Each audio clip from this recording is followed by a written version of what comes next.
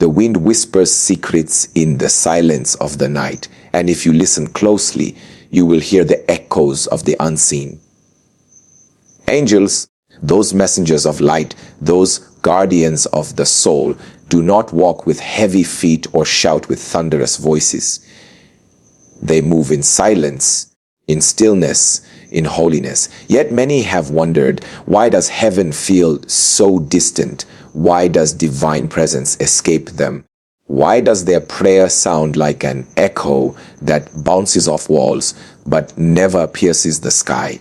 It is because the hidden objects in your life, the secret things you place in your home, the unseen possessions of your heart can push angels away. They are not always the obvious things, not always the things your neighbor would point to and call sin. They are subtle, clothed in beauty, painted as harmless, but in truth they are barriers. They are gates that angels will not cross. You see, angels are drawn to purity, to light, to truth. They dwell where the fragrance of holiness rises like incense. They are not tourists in the land of corruption. They are not visitors to the chambers of darkness. They do not make their dwelling in spaces that honor idols more than the living God. So when you bring into your home an object that is dedicated to something other than Him, you are building a wall.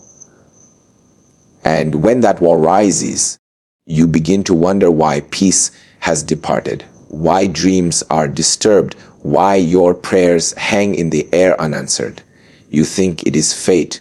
You think it is delay, but the truth is you have unknowingly pushed the angels away. Look into your house, and not only with your eyes, but with your spirit. Look at the ornaments on your shelves, the jewelry on your neck, the pictures that hang above your bed. What is hidden behind their beauty? What covenant does their presence speak of? That statue that looks so innocent, did you know it carries the worship of a strange god? That gift you received, so precious and beautiful, did you test its spirit before welcoming it into your space? Angels do not stand guard in homes that display altars to other powers. They cannot, because they serve only one King, the Most High. They will not sit beside idols. They will not share their dwelling with demons disguised as decoration. Some of you carry charms, little bracelets, little rings, little amulets that you were told would bring you luck, protect you from harm, or attract wealth. And you wear them like fashion, yet you do not know that each one is a contract, each one is a chain. Angels do not guard those who place trust in charms. They protect only those who place trust in the Almighty. So when you hold on to these hidden objects, you are saying with your spirit, this thing will save me. And angels step back, for they will not compete with the false hope you have chosen. They wait for you to cast it away, to break it, to renounce it, and then they will return with songs of deliverance. There are books you read filled with incantations, with secrets of darkness disguised as wisdom. There are games you play filled with symbols, filled with blood oaths, filled with hidden worship to the Prince of Lies.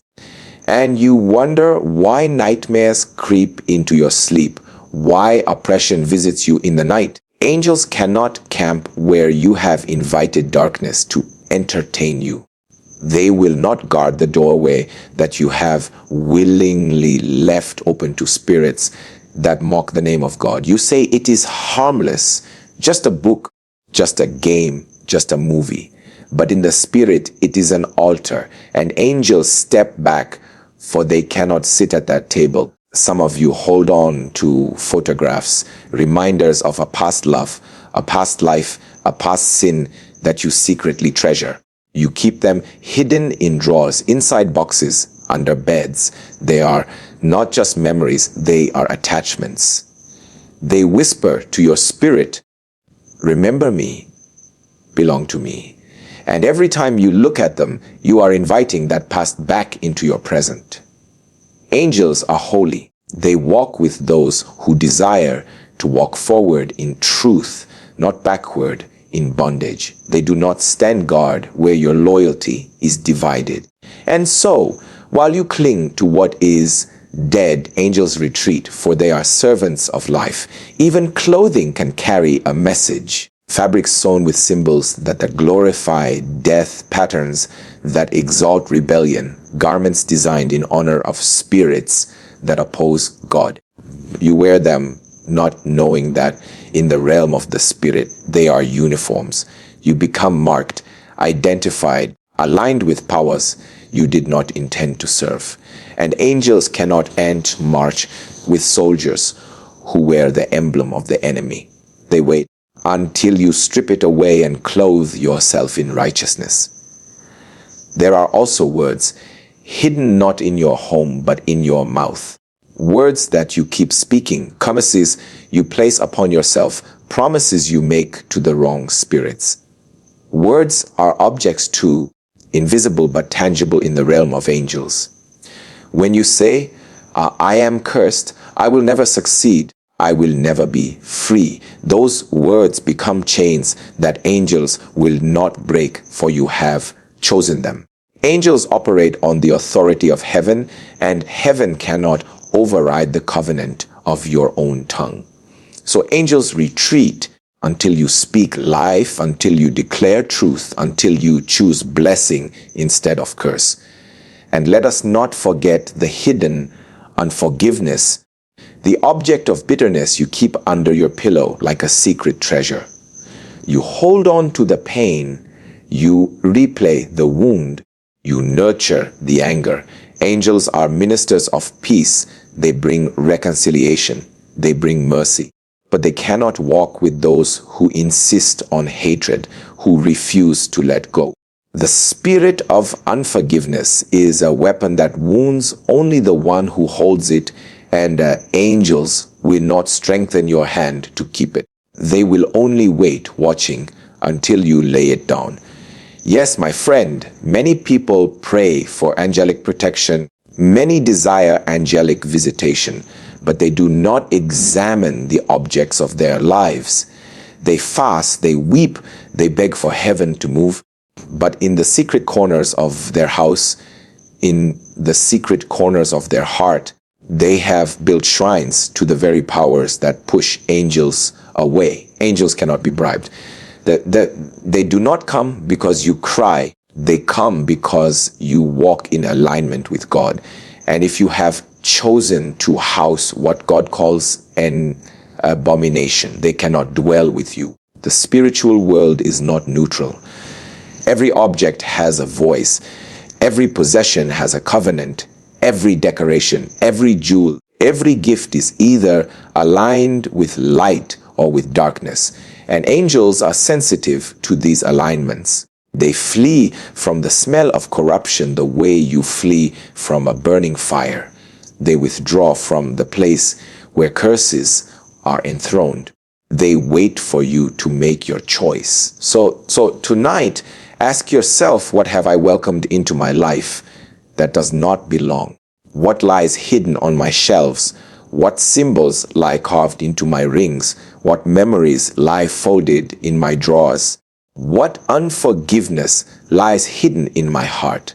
These are the objects that push angels away. These are the barriers that make you cry for help but receive silence.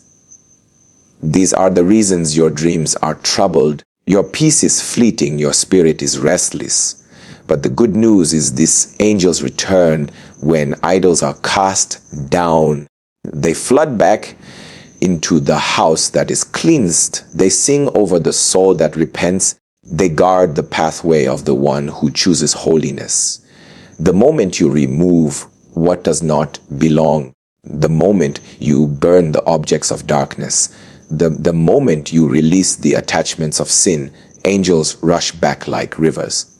They do not delay. They do not hesitate. They come because the King has come, and they serve only Him. So search your life with the eyes of the Spirit. Be ruthless, be bold, be uncompromising. Do not decorate your prison and call it freedom. Do not polish your chains and call them ornaments. Tear them down, break them, burn them, release them. For as long as those hidden objects remain, the presence of angels will remain distant. But the moment you let them go, the sound of wings will return, the light of heaven will shine again, and you will know what it means to be guarded by messengers of the Most High. The night carries mysteries that the eyes cannot see, and in that mystery the struggle between light and darkness continues. Angels are drawn to the fragrance of obedience, to the music of faith, to the purity of love. They are not ornaments that you summon at will. They are not servants of your whims. They are soldiers of a holy kingdom, and soldiers do not camp in enemy territory. They do not dwell where allegiance is divided. Many wonder why their lives feel unguarded, why accidents come without warning, why dreams are attacked, why confusion surrounds them. The truth is, the atmosphere of their lives has been poisoned by things they do not question, by objects they do not examine, by habits they refuse to surrender. Look deeper into the corners of your home. That gift you receive from a stranger, that souvenir you bought without thought, that painting that looks harmless but carries symbols older than your culture, older than your understanding. These things are not silent. They whisper in the night. They call on powers that are not of God. They stand as altars in your room while you sleep. Angels who are ministers of light will not stand beside altars of darkness. They are messengers of holiness. They cannot share space with the unholy. Sometimes the objects are not in your home, but in your body. Tattoos inscribed with signs of rebellion, engravings of serpents, skulls, pentagrams, or words that curse. You thought it was only art, but art in the spirit is covenant. Your skin speaks even when your mouth is silent, and angels who read the markings of the spirit see not the beauty but the bondage. They step aside, for they cannot guard a body that has chosen to wear the uniform of another kingdom. Music too can be an object. It may not sit on a shelf, but it sits in your atmosphere. The lyrics you sing, the beats you dance to, are offerings in the realm of the unseen. Some music calls upon lust, violence, greed, witchcraft. And when you play it, you are filling your space with incense that is foul to angels. They cover their faces, they retreat, because the sound does not glorify their king. Instead, it glorifies the very powers they were sent to oppose. You think it is entertainment, but in truth, it is worship. Angels cannot join in, so they withdraw, leaving you unguarded. Even the things you inherit can carry burdens. Jewelry passed down from ancestors who served idols, furniture carved with occult symbols, garments once worn in rituals you do not know. These objects carry memories, covenants, and curses. You may not know their history, but spirits know. Angels know too, and they will not camp in homes where those objects are celebrated. You think it is heritage, but it is bondage. You call it family treasure, but it is a family curse in disguise. Until you break it, burn it, or surrender it, angels will stand at a distance. And let us not forget mirrors, ancient and strange, used in rituals of divination.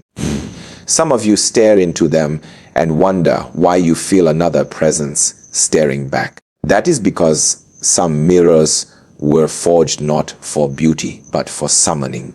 You did not know, but in the spirit, the mirror is a doorway. And angels do not guard doorways that lead to darkness. They wait, they linger, they hope you will shatter it. For only then can they fill your house with the reflection of God's glory. Sometimes the hidden object is not physical at all. It is digital.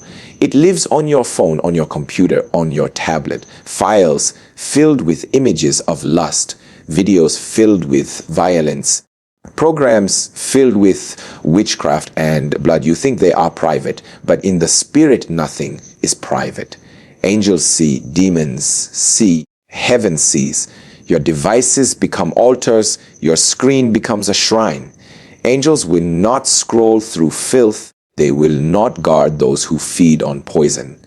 They step back, they wait for you to cleanse not only your hands, but your devices. For holiness must dwell even in the invisible spaces of your life. The devil is clever. He hides snares in beauty, chains in gold, curses in gifts.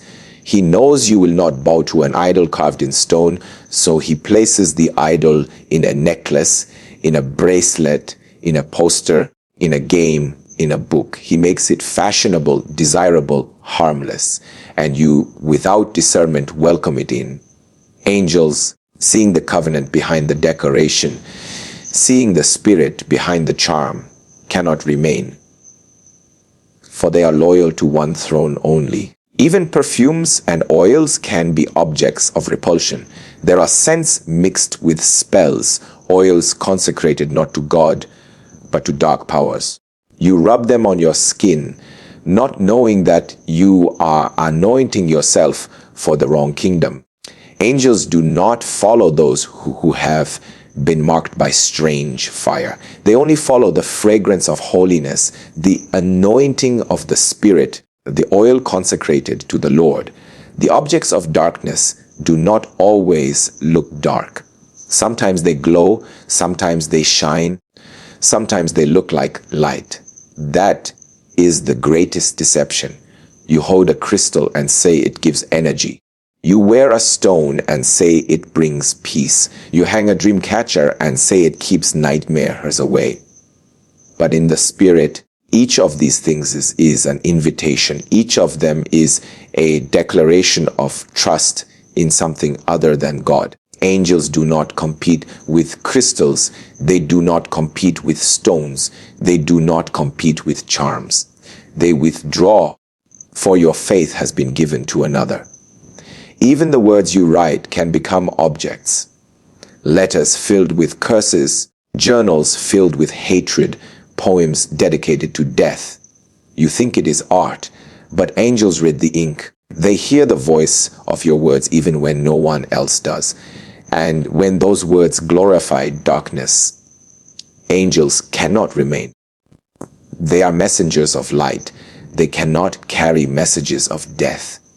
And what about money? Some of you keep money received through corruption, through bribes, through lies, through blood. That money is not neutral. It carries the cry of injustice. You keep it hidden in your wallet, under your mattress, in your safe. Angels do not guard treasures soaked in sin.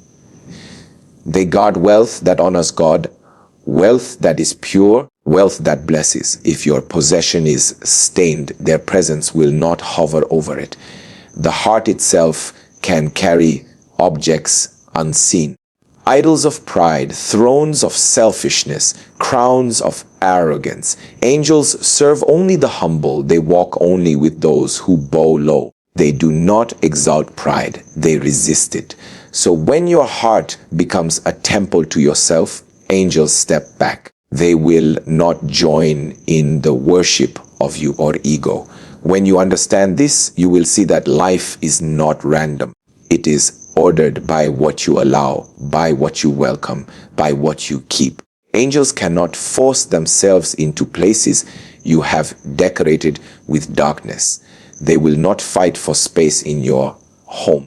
They will simply wait with sorrow until you choose. The moment you choose holiness, everything shifts. The moment you break the idol, shatter the charm, burn the book, delete the file, cast out the photograph, destroy the object, the atmosphere clears. Angels rush in, not slowly, but instantly. They come because the throne of God has been honored again. They come because the altar has been cleansed. They come because the covenant of light has been restored. Every hidden object is a decision. It is a choice between two kingdoms. You may not have realized it, but the spirit world does not excuse ignorance.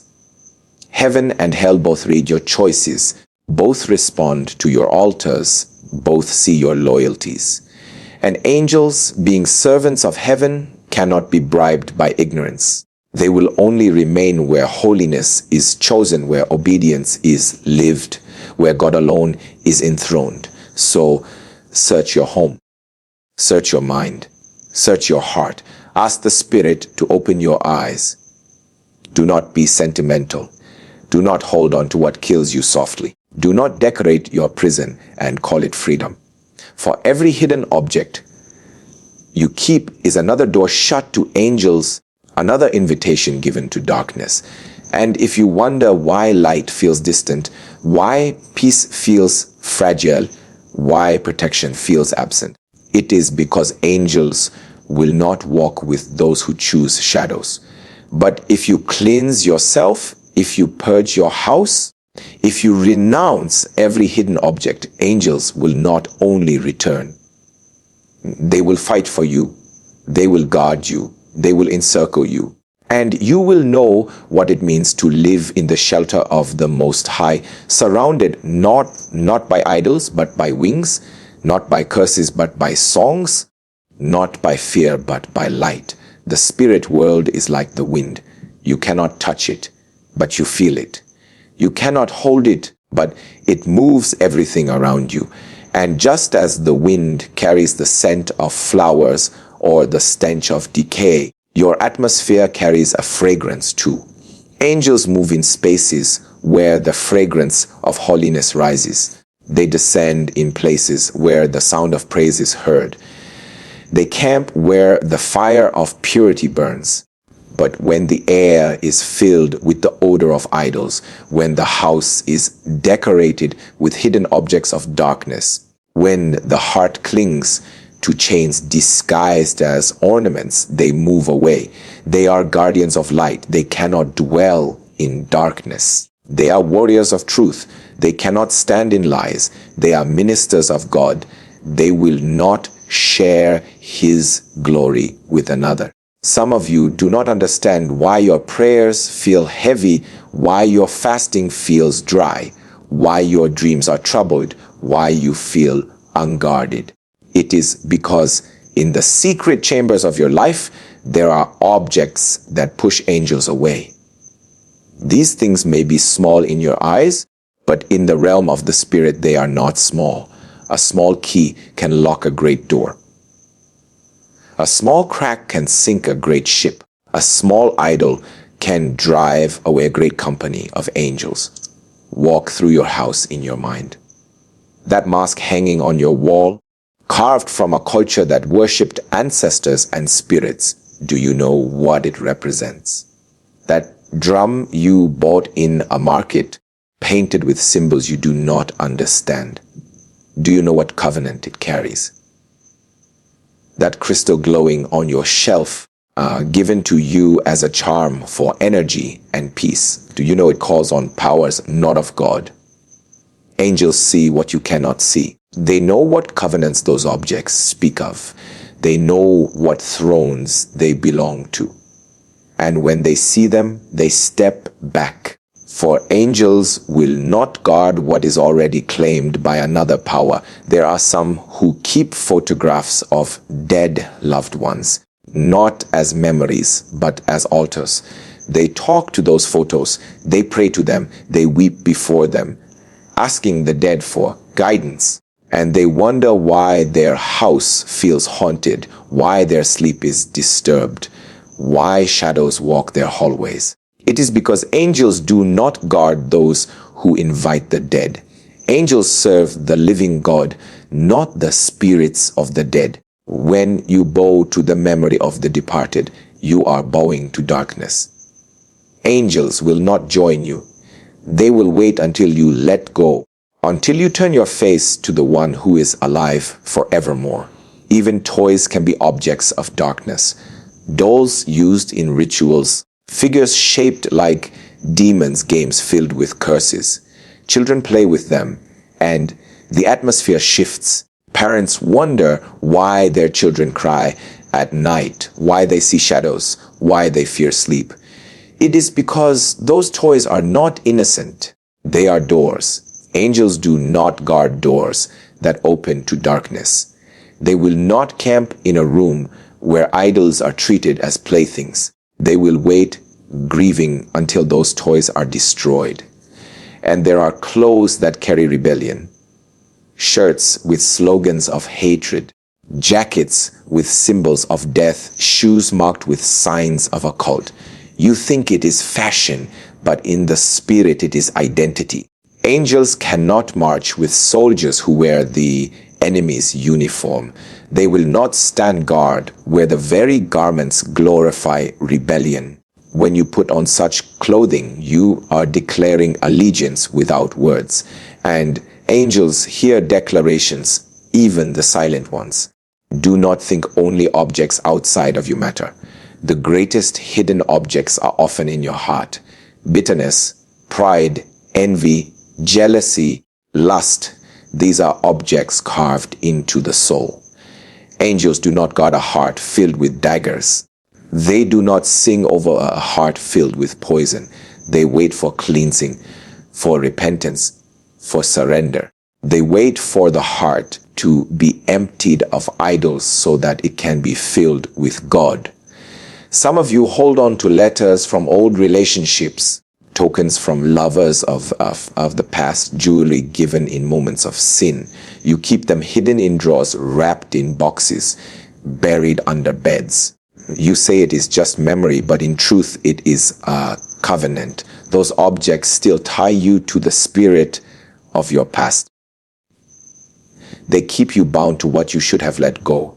And angels who come to lead you forward cannot walk with you while you keep chains tied to the past. They will wait until you burn them, break them, release them. Others of you still hold books filled with spells, horoscopes, superstitions, instructions for calling spirits. Some call it culture, some call it history, some call it curiosity. But in the spirit it is defilement. You may not read them, but their presence in your home is a testimony. Angels do not dwell where such books are honored. They flee, because those books honor another throne. Even music records, even posters of celebrities who glorify rebellion can become altars. You plaster their faces on your walls, you sing their songs, you imitate their ways. Angels do not worship idols, and they will not dwell in a house that does. They will not guard those who bow to flesh. The hidden objects also live in your digital space. The files on your devices, the playlists you listen to in secret, the images you keep hidden, the websites you visit late at night. These are all altars in the spirit. Angels do not guard your device while it streams poison. They do not encamp around a soul that entertains demons through a screen. They will not fight battles for those who invite their enemies in by choice. And do not think darkness hides only in things you keep. It hides also in things you speak. Words are objects invisible but powerful. When you curse yourself, you are planting objects of death in your life. When you declare failure, you are building monuments to defeat. When you say, I cannot, I will not, I will never, angels cannot agree with you. They cannot speak contrary to your own declarations. They step back, waiting for you to change your confession. For angels move on the voice of God, not on the voice of curses. Your atmosphere is shaped by what you allow. If you allow idols, idols will dwell there. If you allow curses, curses will echo there. If you allow sin, sin will reign there. And angels who serve holiness, who walk in light, cannot stay where another throne is exalted. They withdraw, they wait, they linger at a distance, longing to return, but bound by the law of holiness. But hear this truth: the moment you cleanse, the moment you purge, the moment you break the idols, angels rush back. They do not hesitate. They do not crawl. They come like fire, like wind, like rushing waters. They come to restore what was lost. They come to guard what was vulnerable. They come to sing where silence had fallen. They come to heal where wounds had festered. Every hidden object is a choice. Every object is a covenant. You must choose whom you will serve. If you serve idols, angels will not remain. If you serve God, angels will surround you. If you cling to darkness, angels will not fight for you. If you walk in light, angels will fight without ceasing. So examine yourself. Look in the corners of your home. Look in the drawers of your heart. Look in the files of your devices. Look in the memories you cling to. Ask the Spirit to expose the hidden things. Do not delay. Do not excuse. Do not defend. Remove them. Burn them. Break them. Delete them. Cast them out. For as long as they remain, angels will remain far. But once they are gone, you will see the return of wings, the flood of light, the encampment of heaven's armies around your life.